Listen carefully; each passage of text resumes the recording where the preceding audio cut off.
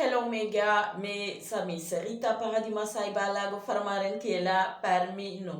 Yéen a ngi ànd ak suñu people TV ci ay chroniqueur Rita comme nu mu koy defee saa su ne tey nag damay wax ak société bi xale yi ni ñuy dundee ci biir kër yi xale dangay nekk ci biir kër ñu lay torturer di la def ay affaires yu soxor di la def ay affaires yu metti mag ñi di ruux xale yi yenn mag ñi nga xamante ne dañu bon di ruux xale yi léegi xale boobu bu màggee lan la war a nekk mooy jikko caay-caay rek lay nekk dara du nekk ci boppam lu dul jikko caay-caay bu ko defee nag ñu naan xale bi dafa bon dafa soxor day def lii day def laa te duñu xool cause bi nga xamante ne moo tax xale bi di def loolu parce que fii nee naa la xale bu fi bon rek maga la yàq comme kaawu Adji Sarr bi mu nekkee xale naka la nekkee woon c'est parce que éduqué wuñ ko amuloon éducation de base wala yaroon ak ñoo xamante ne dañu soxoroon ci moom di ko def ay affaires yu metti ay affaires yu soxor parce que dañu nekk benn société boo xamante ne nii kenn talul kenn ku nekk sa bopp nga tal ñu jàpp xale yi di leen torturer ci biir kër yi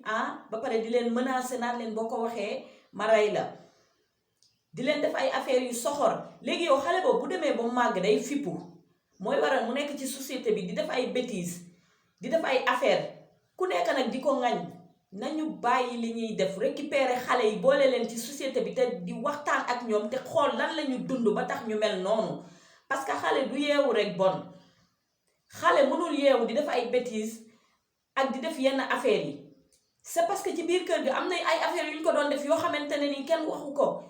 te moom ñemewu ko wax peut-être nañuy woo xale yi boole leen ci société bi tey waxtaan ak ñoom mais léegi mag ñi war a waxtaan ak xale yi talatuñu leen ku nekk yaa ngi dem di wuti dërëm di daw gauche à droite parce que dëkk bi dafa xaw a metti mais bu mu tee ñuy waxtaan ak xale yi parce que xale mënoo yeewu rek ñu def ci yow éducation de base bi war ci yow ngay màgg di bon loolu mënul nekk ba pare léegi dañuy gis benn xale boo xamante ne dafa bon rek ñu commencé abusé wu ci moom di ko waxal yenn yi ak di ko def yenn yi boo xoolee kaawu Adji Sarr xale la elle est pas âgée comme ça xale bu ndaw la ki mu seqal affaire bi moo ko mag moo ko ëpp capacité kon nañu bàyyi bu dara amee rek ñu jël toor bi rek teg ko xale bi nañuy xool cause bi tax mu def loolu ak li tax mu koy def te ñuy yaraat xale yi ci biir kër yi te xool xale yi li ñuy dund ci biir kër yi mu metti torop parce que dangay nekk ci kër nekk xale duñ la bëgg di la torturer di la def ay affaires yu soxor di la def ay affaires yu bon ak di la ruux di la def yu fu saay-saay ba pare ne la doo ko wax nañu xool loolu nañu jéem a xoolaat biir kër yi ni ñuy dundee ak xale yi li ñuy dund ci biir kër yi dafa metti parfois moo tax mooy waral ñu màgg fippu génn seen kër di def ay affaires yu soxor ay affaires yu sauvage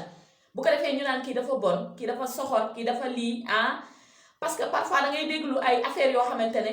kii naan waaw defoon naa lii defoon na ma lii affaire yooyu nañu bàyyi xale yi ñuy torturer ñuy màgg di def ay bêtises ñu jël toor bi di leen ko teg xoolaat leen xale yi li ñuy dund ci biir kër yi mu metti torop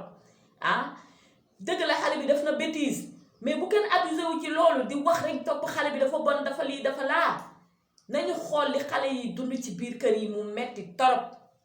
parce que fii ku fi yàqu rek xale bu fi yàqu maga la yàq am na mag ñu baax mais am na mag yoo xamante ne ñu ngi ci biir kër yi di ruux xale yi di leen tëddee di leen menacer naan leen bu ngeen ko waxee ma rey leen te loolu kenn waxu ci xoolaat leen xale yi ni ñuy dundee ci biir kër yi balaa ngeen di jël toor bi yëpp teg ko xale bi tey sama vidéo ci loolu la doon wax I love you so much thank you